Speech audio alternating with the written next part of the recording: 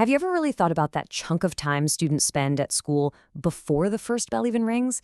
Is it just wasted time, kids sitting around waiting? Or could it actually be something more? We're going to dig into how that small window of time could actually make a huge difference. I mean, think about that for a second. It's a fascinating question, right? In this explainer, we're going to look at the untapped potential of that early morning window and how it could completely reframe the school day for students, teachers, and even parents. So our source today is a really detailed study from 2024. Researchers in Australia went out and talked to literally everyone involved in the school system: students, parents, teachers, principals, to get the full picture of what this before-school time could be. And what they found is pretty eye-opening. Okay, so first up, the study points out what a lot of people see as this giant missed opportunity. Like, what are kids actually doing during this time? This quote from an expert just nails the problem, doesn't it? For so many kids, it's just passive waiting. One parent in the study even called it dead time.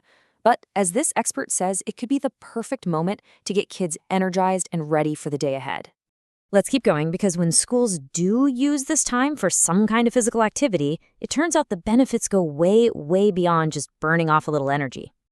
And this is where the research gets really, really interesting. People across the board, from parents all the way to the students themselves, started pointing to all these unexpected positive impacts. This is fascinating. Parents made a direct link between that morning activity and how well their kids could actually focus in the classroom. And it wasn't just a one-off comment. A lot of people felt it helped kids regulate their emotions, making them calmer and way more ready to learn. Now, this quote gets right to the heart of the social side of things. Think about it. The informal setting of a morning club or activity creates the space for positive, low-pressure interactions between teachers and students. You're building rapport in a way that's just a lot harder to do once the official, structured school day kicks off. And here's maybe the most surprising finding of all: the impact on attendance. This student is explaining how a morning program was actually used to fight absenteeism. For some kids, having a cool activity to look forward to was the one thing that motivated them to get to school on time, or, even show up at all. Okay, so the benefits are pretty clear. Better focus, stronger relationships, even kids showing up to school more often. Which kind of begs the question, right? Why isn't every single school doing this? Well, as the study shows, the reality is complicated. To sort of untangle all of this, the researchers used a framework called a social ecological model. It sounds fancy, but all it really means is looking at a problem not as one single thing, but as a bunch of interconnected factors at the individual level, the school level, and the whole community level. And this table lays it all out beautifully. At the individual level, you're fighting against teenage sleep patterns and just simple motivation. As one student put it, "I don't want to get up." Then at the school level, the huge issue is staff supervision, which often just relies on a teacher's goodwill. And finally, at the community level, basic stuff like transportation can completely make or break a program. But the study doesn't just point out all the problems. It also gives us a clear blueprint for success. So how can schools actually get over these hurdles and create programs that stick? So here are 3 key steps.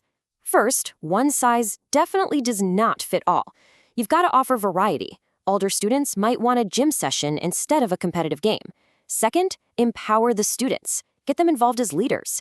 And third, and this is so important, keep it simple. A program that needs 10 volunteers every single day just isn't going to last. And beyond the program's design, there's some things you just can't do without. You obviously need reliable supervision and access to the gym or the field, but you also have to think about the practical stuff, like offering breakfast for kids who need it, or making sure there's an early bus. Without these basic resources, even the best ideas are going to struggle. And this brings us to maybe the most critical theme of all, sustainability. Because look, it's one thing to start a program, but how do you make sure it doesn't just fizzle out after a few months?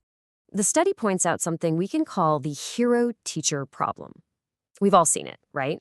So many great ideas rely on the passion and goodwill of one single teacher. But what happens when that hero teacher leaves or gets a new responsibility? The whole program often just collapses. And this really points to the only way forward. The solution isn't to find more heroes, it's to build a system that doesn't rely on just one person.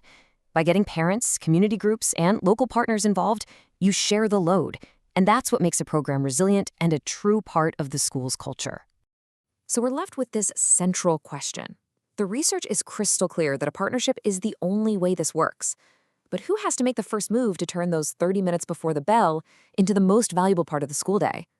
Well, that's the challenge for schools and communities to figure out together.